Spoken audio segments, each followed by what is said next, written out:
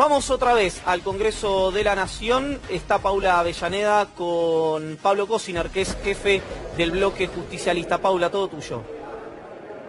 ¿Cómo estás, Iván? Y estamos ya con Pablo Cosiner para hacer algunas reflexiones acerca de lo que pasó en este debate, que todavía le quedan largas horas. Muchísimas gracias por su tiempo. ¿Cuál es la postura por parte del Interbloque Argentina Federal?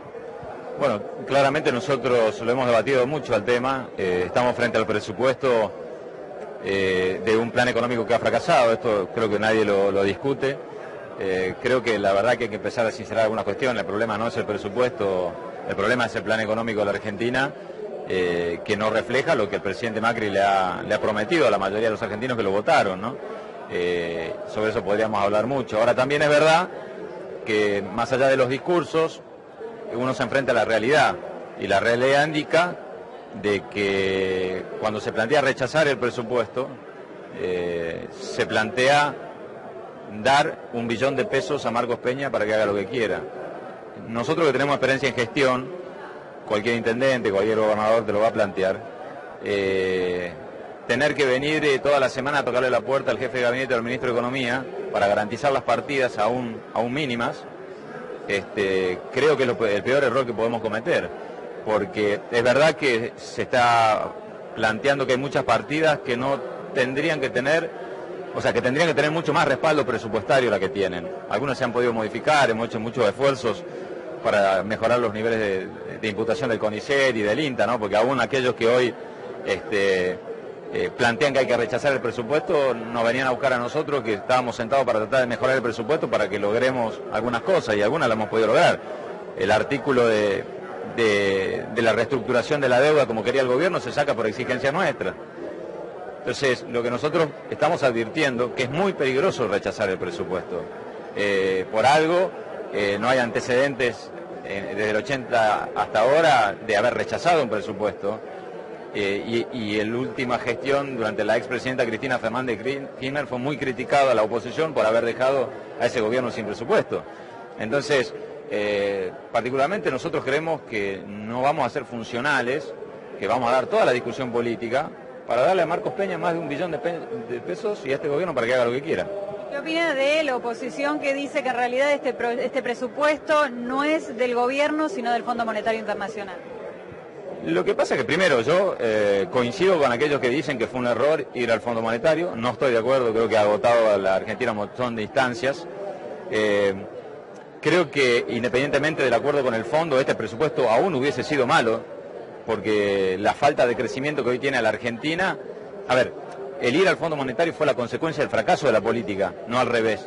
No es que el Fondo Monetario le generó el fracaso de la política, porque la política económica del gobierno de Macri fracasó, terminó en el Fondo Monetario. Entonces, independientemente de ese acuerdo, igual el presupuesto iba a ser un presupuesto de falta de crecimiento, de recesión, de hiperinflación.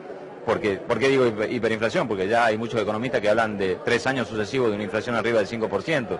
Entonces, volviendo a la centralidad de la discusión y aceptando que las falencias que todo tiene este presupuesto. Ahora, podríamos tener un presupuesto que dibuje superávit, podríamos tener un presupuesto que dibuje otras partidas. Ahora, si el plan económico del presidente Macri no cambia, la realidad económica de Argentina no va a cambiar. Iván Cosiner está escuchando. Y te saluda, buenas tardes y gracias por atendernos como siempre. No, al contrario. La pregunta, y coincidiendo en la enorme mayoría de los conceptos que planteaste, es: ¿no se puede esperar una semana hasta conocer el acuerdo con el fondo para aprobar el presupuesto? Sí, obviamente nosotros hemos trabajado sobre la posibilidad de distintas fechas, y hubo un acuerdo, no solamente de nuestro bloque, sino de otros bloques, sino el acuerdo no hubiese estado para sesionar hoy. Igual no quiero generar falsa expectativa. Aún conociendo el acuerdo con el Fondo Monetario, este gobierno no iba a cambiar este presupuesto. Los cambios que se han logrado fue producto de una exigencia fundamentalmente de nuestro interbloque. Si cada uno se quedaba en su lugar de manera intransigente, el INTA no hubiese tenido hoy 400 millones más, CONICET no hubiese tenido 500 millones de más, no se hubiese establecido el fondo de compensación para el transporte de 6.500 millones de pesos para poder suavizar el impacto en las provincias y los municipios. Si nosotros no hubiésemos sentado a discutir, no se hubiese cambiado el sistema de incompatibilidad de las pensiones con con los monotributos, no se hubiese reformado el tema de la cooperativa. Digamos, yo entiendo la situación y acá yo no digo, no hay situaciones peores ni mejores, son distintas. Nosotros en vez de quedarnos sentados en la banca protestando contra el presupuesto, nos decidimos involucrar para tratar de cambiarlo. Ahora, te vuelvo a reiterar, hay que contar la verdad de la película. Si este presupuesto se rechaza mañana, Marcos Peña administra más de 1 billón de pesos a libre disponibilidad. Ahora, Pablo, esto que lo dice, si yo no estoy equivocado, el artículo 27 de la Ley de Administración Financiera, si fuera algo deseable para cualquier ejecutivo, ¿para qué envían un presupuesto con intenciones de aprobarlo y no envían un proyecto de ley absolutamente inaprobable para darle discrecionalidad al jefe de gabinete? Cualquier ejecutivo, digo, no solamente este. Yo no estoy seguro que el gobierno, en el fondo de sus intenciones, quiera tener el presupuesto aprobado. Digamos, por ahí lo que me puede hacer dudar es el acuerdo que vos decís con el Fondo Monetario al medio, pero no me cabe duda que al presidente Macri le es más cómodo que le rechacen el presupuesto. Pablo, te saluda Luciana Rubinska y me llama la atención esta declaración que haces. ¿Cómo te va?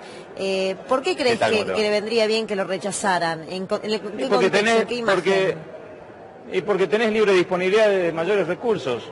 La inflación sobre este año no te la controla nadie. O sea, vos hoy tenés, con un presupuesto, malo o bueno, partidas para asegurar, ¿sí? Si vos no lo tenés al presupuesto, el gobierno ejecuta como quiere las partidas. Entonces, yo voy a decir, la plata del CONICET no alcanza, es verdad. Nosotros logramos 500 millones de pesos más, no alcanza, es verdad. Ahora, rechazar el presupuesto, nadie te garantiza que el CONICET incluso reciba menos de lo que está en este presupuesto. Entonces, creo que vuelvo a decir, yo entiendo del debate político. Ahora, digo, también hay que empezar a decir, bueno, nos preguntemos qué pasa si no hay presupuesto. ¿Alguien se preguntó qué pasa si no hay presupuesto? Bueno, y por otro lado, también seamos sinceros, cuando nos tocó gobernar a nosotros fuimos muy duros con la oposición, cuando en el año 2010 dejó al país sin presupuesto. Si ustedes buscan los mensajes, acá se dijo que ningún presidente de la democracia no tenía presupuesto, que era una falta de responsabilidad institucional. Entonces la película no empieza hoy. Yo creo que en eso también hay que tener un poco de coherencia. No, sin dudas, Pablo, por eso te consultaba eso que había ocurrido con el gobierno de Cristina Kirchner y que, bueno, muchos de los diputados hoy oficialistas fueron los que efectuaron lo mismo. De hecho, yo no sé si esto es... Pero a mí eso no me preocupa tanto, ¿no? A mí lo que me preocupa es la consecuencia. Vos hablás... a ver, ¿por qué también crees que la gran mayoría de los gobernadores plantea un esfuerzo para tratar de modificar cosas y demás, pero pide que haya presupuesto? Porque si no hay presupuesto hay un efecto dominó. El Estado Nacional no tiene presupuesto. Exactamente. Las provincias no tienen presupuesto, los municipios no tienen presupuesto, se torna ingobernable toda la situación. Ahora, entonces yo entiendo, entiendo de las tensiones, que hay que hacer esfuerzos, que hay que tratar de modificar. Ahora llega un punto en donde, bueno, hay que tomar decisiones. Si bien es cierto, y suscribiendo lo que decía Pablo recién, que las negociaciones con el justicialismo dieron partidas que no estaban previstas al CONICET, al INTA. Yo le sumo algunas partidas para algunas provincias que están ahogadas financieramente, más para algunas universidades, que es lo que he podido recolectar de las conversaciones con el bloque justicialista y con Cambiemos. Sí me pregunto, y bueno, la respuesta vos la diste hace un instante, que es, ¿vos crees que aún esperando una semana más el gobierno no hubiera cambiado el presupuesto? Ahora, si el acuerdo con el fondo supeditaba la aprobación del presupuesto, si el viernes nos enteramos de eso, tu idea, situándote de acá a una semana, respecto a lo que estamos conversando, ¿sería distinta en virtud de que el Congreso tendría que validar ese acuerdo con el fondo de alguna manera? Mira, en esto debo ser sincero, también tiene que ver que el gobierno utiliza el artículo de la Ley de Administración Financiera que implica que el acuerdo con el fondo, ser un país integrante del organismo, no debe pasar por el Congreso. Salvo el caso de Néstor Kirchner, cuando decidió pagar, el resto de las deudas no pasaron, o los compromisos asumidos por el fondo, por el Congreso, también debo ser sincero. Ahora, yo digo, el problema, a mi criterio más de fondo, no está en que si este presupuesto, en qué grado depende o no del acuerdo del fondo. El problema es el acuerdo con el fondo. El acuerdo con el fondo es negativo, fue un error del gobierno, y claramente, si nosotros queremos ser gobierno, y cuando digo nosotros, en realidad el peronismo, cualquier sector del peronismo debe preocuparse porque el país esté lo más ordenado posible desde el punto de vista institucional, porque va a tener que hacerse cargo de muchas cuestiones que va a dejar este gobierno. Pablo, muy gentil, como siempre. No, muchas gracias a vos, hasta luego.